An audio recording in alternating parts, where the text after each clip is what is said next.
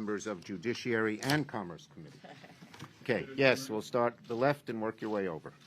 Leader Schumer, thank you. Senator Manchin earlier today said that Build Back Better is, in his words, dead. Is he right about that? Look, there are we're fighting hard for Build Back Better. There are lots of provisions in that bill that are very important, many of which Senator Manchin supports, such as, say, drug pricing. And so we are continuing to work on it, and there are conversations going on between Senator Manchin and different senators right now. Thank you. So on the Ukraine-Russia issue, are you concerned that the United States maybe should be more engaged in the military side of this? Not obviously putting troops on the ground or something like that. Compared to sanctions, and are you worried about divides in your caucus between what the administration is proposing doing and what's going to be done up here on sanctions? Well, Senators Menendez and Reich are working very closely together and are coming close to a final agreement on a sanctions provision. There are a couple of outstanding issues that they're working on, but I am hopeful that we can get a strong bipartisan sanctions bill to the floor relatively soon. Leader, especially in light of the former president's comments over the weekend suggesting that he thought Mike Pence could overturn the election, are you in favor of updating the Electoral Count Act? Do you support either of the plans that seem to be bubbling up among your members? I have encouraged our Democratic side to discuss and set up these bipartisan meetings with the Republican side. We'll have to see what they come out with. There's another bill that was introduced today, I believe. That was Senator King's bill on ECA. Look, reforming the Electoral College is a good thing to do, but it sure doesn't replace the need to deal with voting rights, dark money, and reapportionment. Next. Leader Schumer, will you be moving ahead with standalone votes on Build Back Better this month? And if not, then what's changed? Well, as I said, we're continuing to have discussions, and we will be moving forward on Build Back Better. You will see how we do that as we move forward. Yes, ma'am, and then you, Jonathan. What?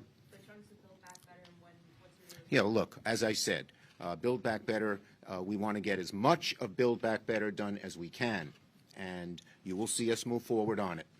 Do you have any comment on the report that former President Trump was actually personally involved in ordering the seizure of voting machines?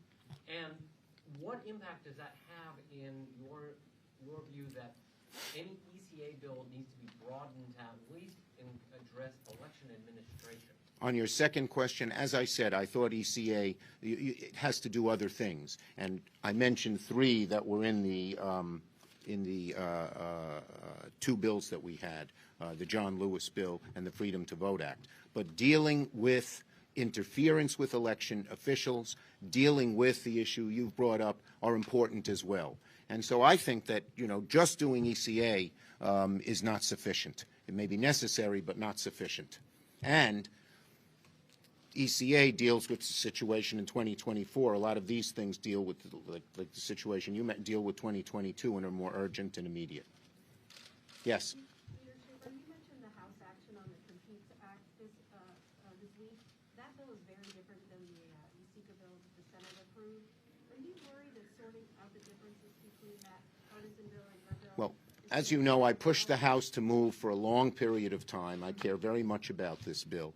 Actually, the framework that they set up and the framework that's in the USICA bill are not that far apart. I believe all the gaps are very bridgeable. We're having productive discussions with the House Democrats. I don't know if any Republicans will support it in the House, but we're also having productive discussions with Senate Republicans, and we will get, I am very optimistic we will get this bill done very shortly. Okay? Last one from the background over there. That's you. That's you. Okay, do you think that bringing the mandatory arbitration... Being a Democrat, I like to call on people who are in the back of the room, not just in the front row. Go ahead. The House is set to pass... You got to say it again. I'm sorry. The House is set to pass the mandatory arbitration bill this week. Do you plan to put that on... We have great bipartisan support. I believe there are 10 Republican co-sponsors. It's a bill that we would like to move very quickly. Okay? Thank you, everybody. Thank you.